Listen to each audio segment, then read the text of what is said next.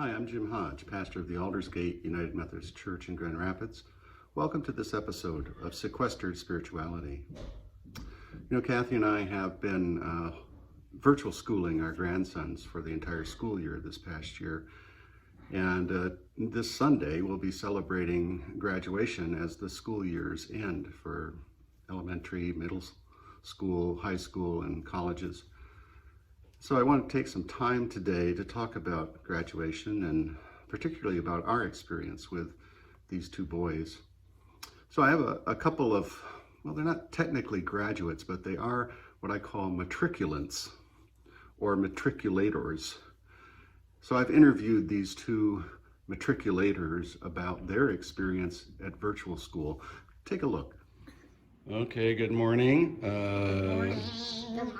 So, who are you guys? I'm Noah, this is Gavin. Noah and Gavin. Okay, and you have been at Baba and Grandpa Virtual School all year, right? The whole year. So, here's some questions for you. What's the best thing about having been at Baba and Grandpa Virtual School? The best thing? That we get to have break time outside. You get to do what outside? Break time. Break time outside, okay. Like, not.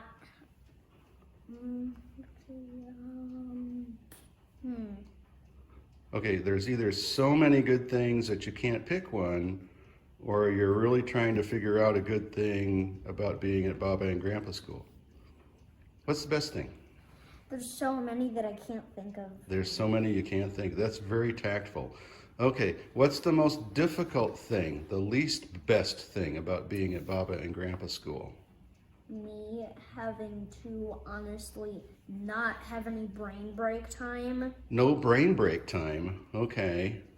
My brain really needs a break. Your brain needs a break? When it's done with work. Okay, what about you, Gavin? What's the not so best thing? I'm gonna be with Noah. No brain break time? Yeah. Okay, so are you guys gonna graduate to the next grade in the fall? Gavin, what grade are you gonna be in next year? Second grade. Second grade? And Noah, what grade are you gonna be in? Fourth grade. Fourth grade, wow. So what's one thing that you really look forward to about being back at school next fall? Hopefully,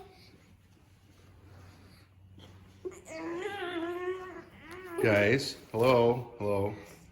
One thing you look forward to about school next fall?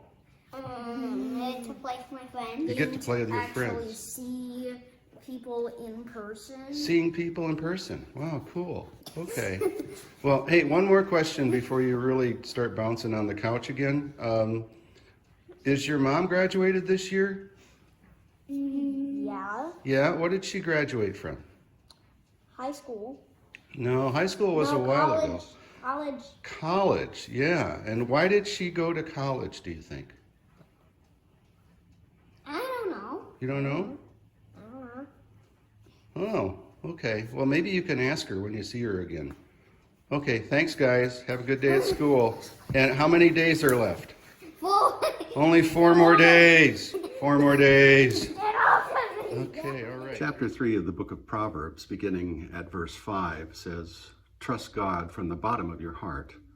Don't try to figure out everything on your own. Listen for God's voice in everything you do, everywhere you go. God's the one who will keep you on track. Don't assume that you know it all."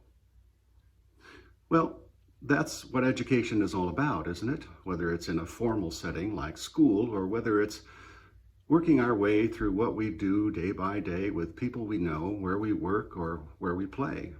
We constantly are challenged to learn new things and to develop skills at better and better levels. That includes developing our faith as well, developing our trust in God, because that's exactly what faith is. Not knowing, there's no certainty in faith. Not knowing, but trusting that God will be there. Kathy and I have experienced both poignant and humorous, exasperating, and heartwarming moments of two young men discovering that they shouldn't assume that they know everything, and that they should listen to voices sent to guide them, teachers, grandparents, parents, God, and to nurture a full-hearted trust in those who care for them.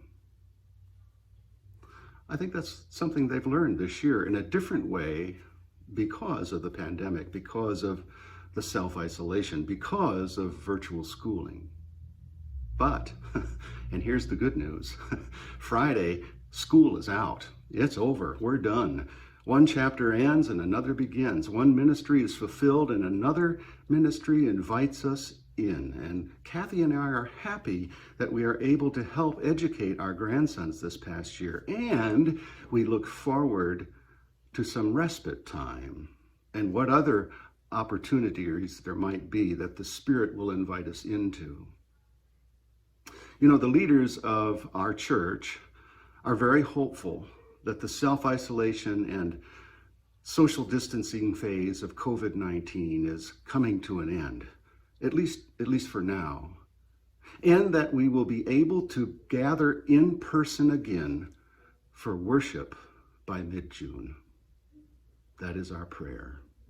There's one more thing that you can do for us this week, and that is that all the preachers in the Michigan Conference and all the delegates for each of the churches in the Michigan Conference will be gathering virtually online for annual conference this week. So your prayers and your thoughts are coveted at this time. Stay safe. Be well.